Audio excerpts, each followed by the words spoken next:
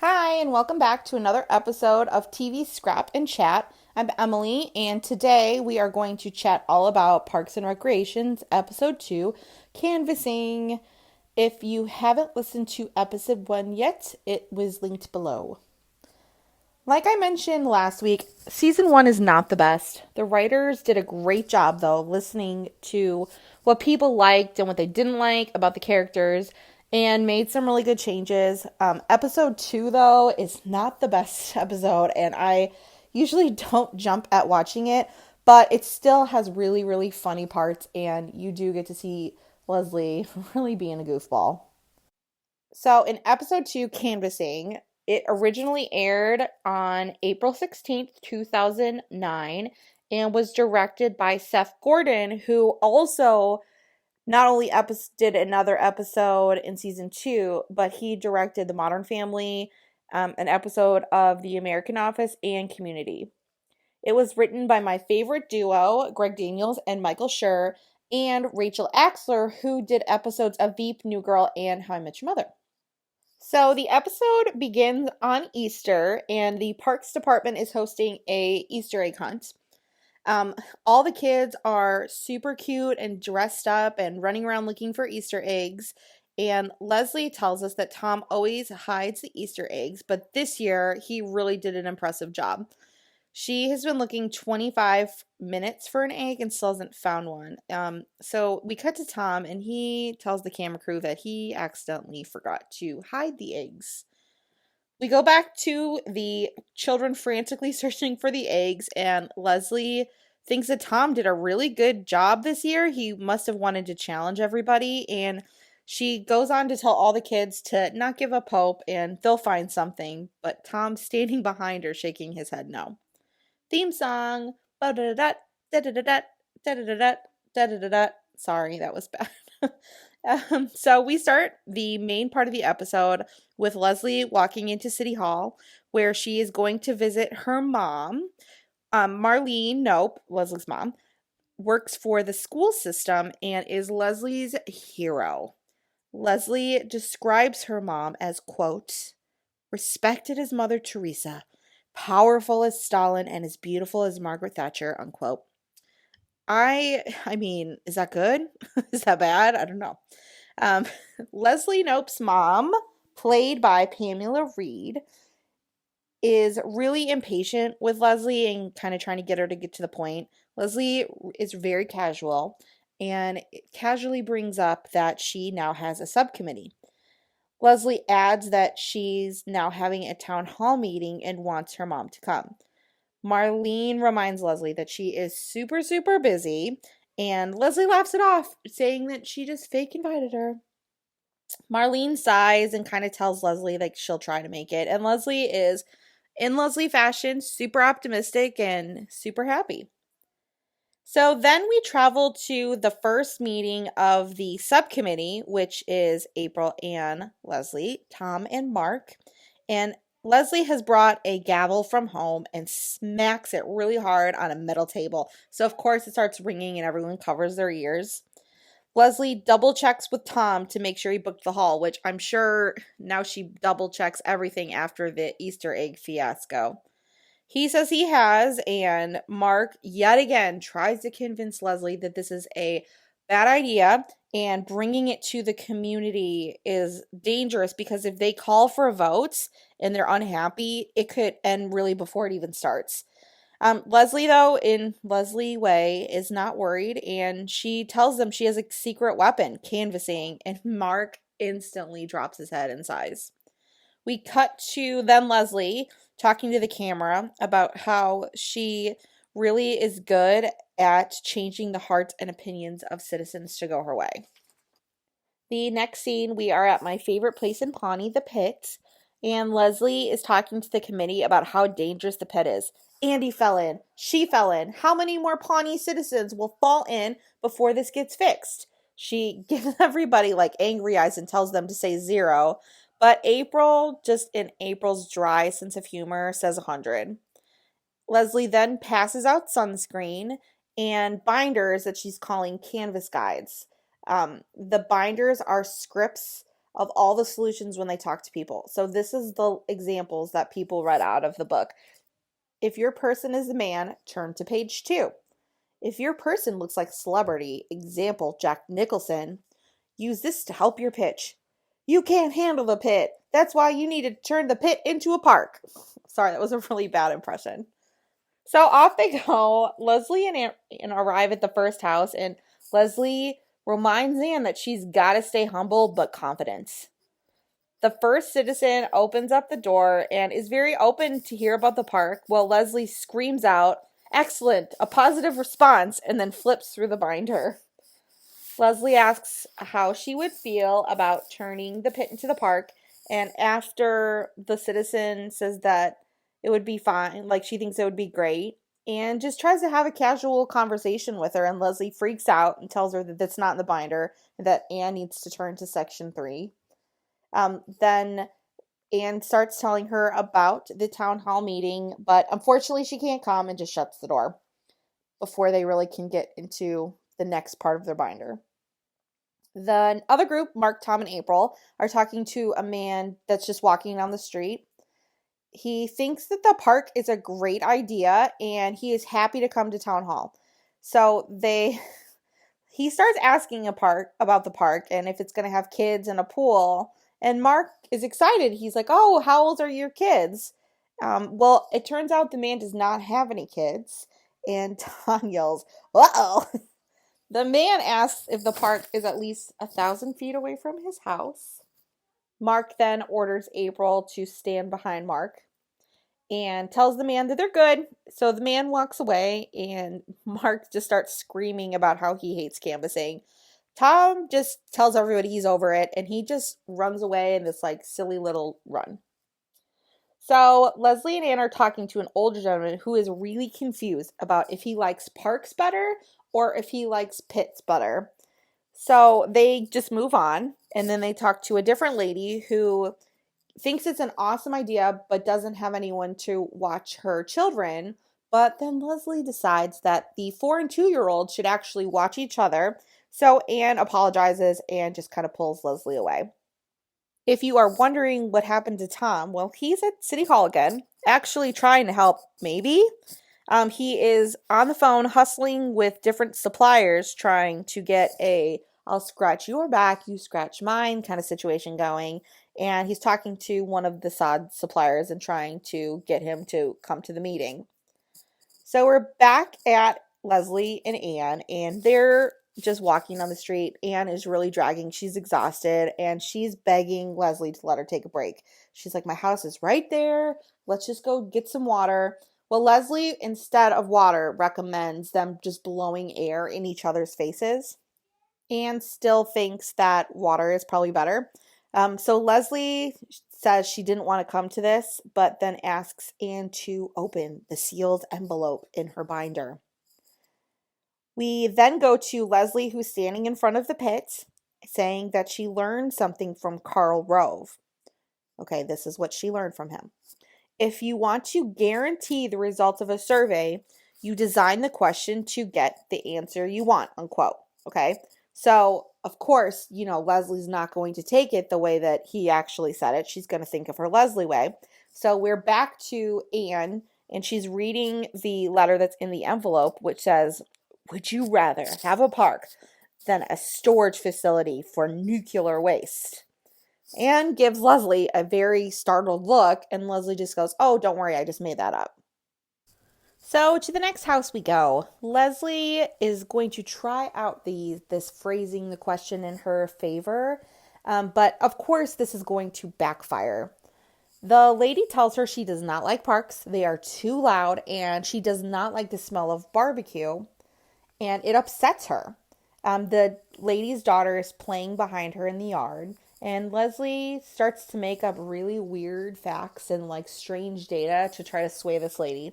Well, the lady is not an idiot, so she says, "I just don't like parks, but if you have a flyer, I'll take something." So Leslie, who is super frustrated, screams out that she does not care about her child if she does not support this park. Of course, this makes the citizen extremely angry, and this has backfired worse on Leslie. She screams that she will come to the town meeting and be against it. Anne is standing there with her mouth open, speechless, and Leslie turns around and looks at her and smiles and says, "We got one." We're then back at City Hall with Tom, where he's still just going. He's chatting up landscapers now, people who make sandboxes. He is determined to get the best monkey bars for this park, but he doesn't mind if they want to hook him back up.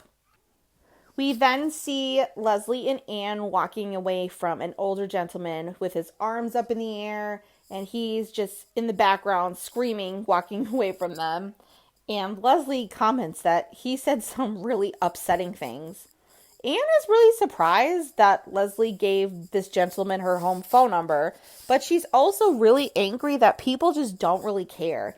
She's saying that she should maybe bring around Andy's medical bills to see like how serious this is. And Leslie stops and screams, "Game changer. Andy, he's our symbol."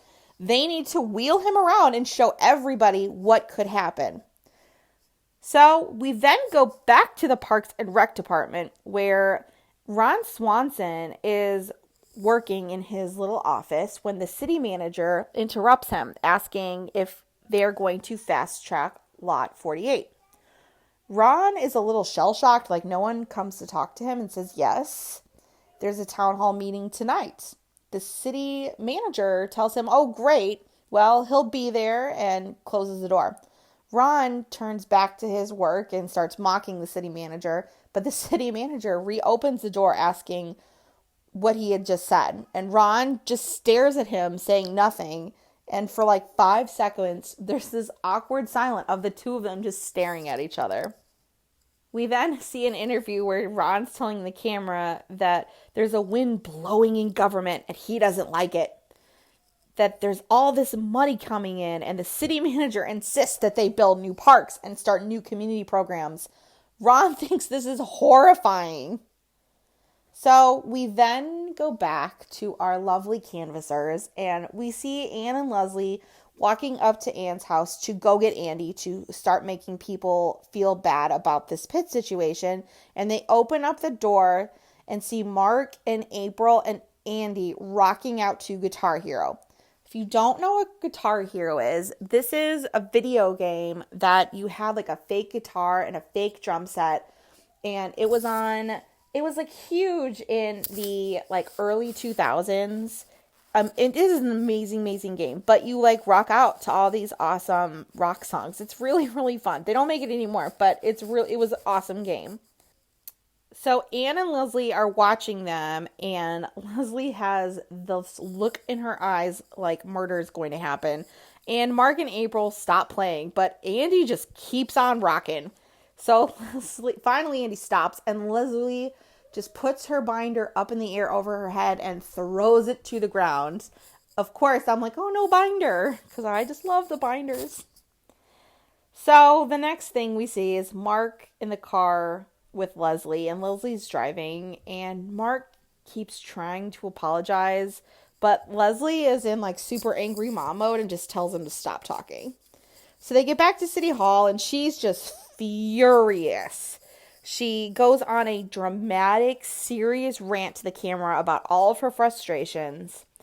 And finally, she stops and takes a breath. And she just tells us that it's her dream to build a park, that one day she will visit with her White House staff on her birthday. They will tell her, "President Knope, this park is awesome." So we go back to Ron's office, and he's still in there working, and Leslie walks in and closes the door. Ron gives her this like real creepy smile and says, "Leslie Knope, the builder of parks. How was canvassing?" Leslie looks like kind of freaked out, and she says, "It was okay, but we need to postpone the town hall meeting. Maybe like 1 to 90 days. Ron looks at her and says, "No, you are doing this meeting and you have my full support." Leslie gives Ron a really confused look. Ron hates parks, and she knows that. And Ron starts telling her this story about how him and the city manager, who now are respected mutual friends, which, that's totally crazy. and they decided together that they're going to fast track this project. Leslie starts pacing across the room and starts talking to herself about how much she needs them to cancel this meeting. And Ron tells her that it's happening and he needs Leslie to do a good job. She needs to get this pushed through, and Leslie is kind of scared, but she assures him that she will push anything through. All right, get ready. This is where it's going to get real awkward. We're at the town hall meeting. Tom is still being Tom. He's chatting up all these contractors and companies that he got to come. And he's talking to the best sod guy in Indiana. When Leslie finally arrives and she's like real frantic-y and like shaky. So Ron and Paul, who is the city manager, they grab her and they tell her that this really needs to go well tonight, and that really does not help Leslie. Tom's behind them singing a song that he made up for a jingle for one of the cement guys, and Leslie starts pacing back and forth when Andy and Ann arrive and they go into the back. And Andy is really confident. He's like, who hates parks, right? And Anne kind of like looks at him. She's like, a lot of people apparently today. And Leslie grabs April and tells her that she needs to go sit in the audience and try to sell the park to this crowd.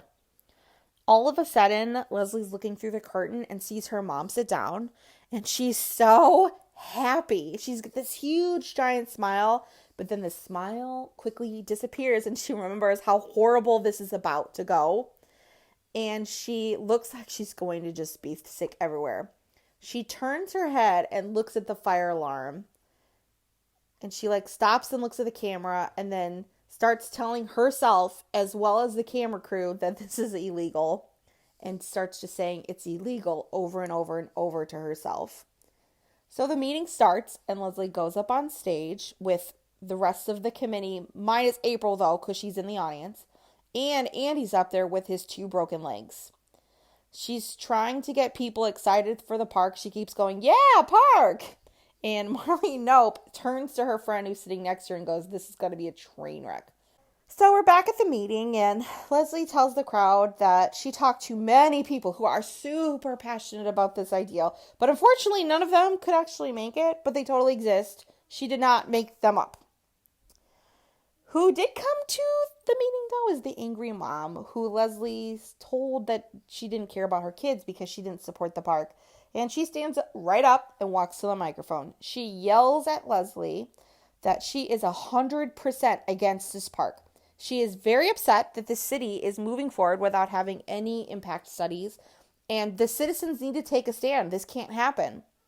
The sod guy looks at Tom and walks out of the meeting. Leslie tries to explain that they are ahead of schedule and Mark actually told her not to do this and starts just going on and on about all the mistakes she's making. Well, Mark stands up to help Leslie and Leslie is like the most excited anyone ever that Mark has come to help her and fix her. And she just keeps telling everybody that Mark is just amazing and he knows everything and everyone, congratulations for hearing him speak. Oh, Leslie, that's so bad. So Mark explains the logistics of the park and someone stands up and says they have more of a comment than a question. This is for the guy in the cast. Andy is on stage and yells out, oh, here we go, Lawrence. Leslie stands up and takes the microphone again and starts sharing with everybody that Andy is the man who fell in the pit. Lawrence, who's in the audience, yells that he doesn't care about any of this. He's angry because Andy plays music all night in his garage and it's driving him nuts. So we're back to Lawrence explaining his problems and he's upset because the music is really loud and it wakes up his birds, his nice, pretty, expensive birds.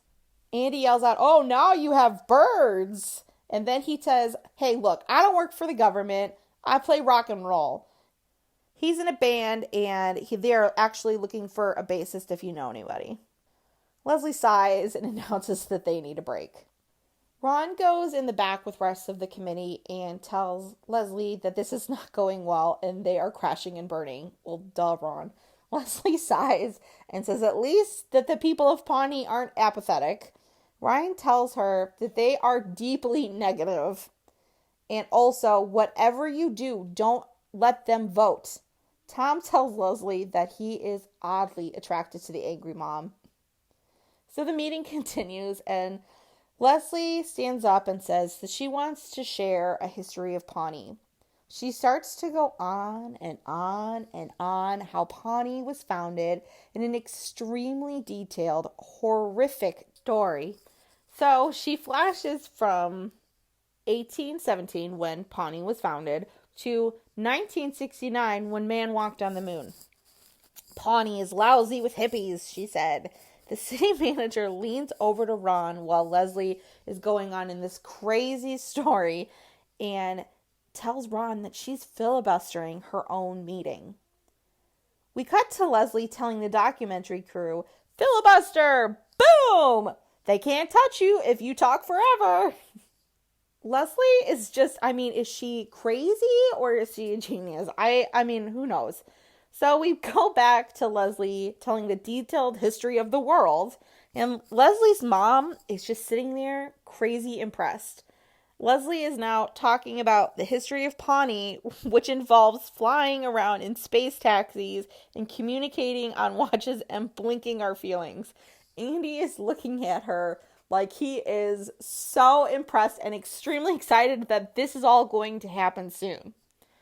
Leslie declares that she's going to tell us a magical journey through a little something called the Phantom Toll Booth. And she starts reading the actual book in the middle of the town hall meeting. The angry mom, who Tom apparently is in love with now, asks Leslie to read the children's book on her own time, and Leslie screams that she has the floor. So Leslie keeps on reading the book, and the mom yells out that this is a public forum and they are allowed to talk. Leslie says that she would be happy to listen to someone else talk and calls on April. April goes to the microphone and starts to talk about how she's a youth and she is here to talk about what the youth's like and the youth support the park. Do you think that this worked? Well, no. Pretty Bird's Lawrence, he calls her out pretty quickly, saying that she was with all of the park's people yesterday, and angry mom starts screaming they have people planted in the audience and calls for a vote. What will Leslie do? What do you think? Leslie stands up and says, "Okay, we can vote. Before we do, though, I want everyone to stand up and line up behind their microphone." And Leslie tells that she wants to hear every single one of them talk. As we see images of angry townspeople screaming and pointing at Leslie, and Lawrence still mad at Andy, Anne has a voiceover in the background. She tells us how brutal it was. And then she remembers how she was the one yelling at Leslie a couple weeks ago at the forum and asks the documentary crew if she was that mean to her. So Leslie's just standing there taking all of these people yelling at her. She's listening and saying, oh yeah, okay.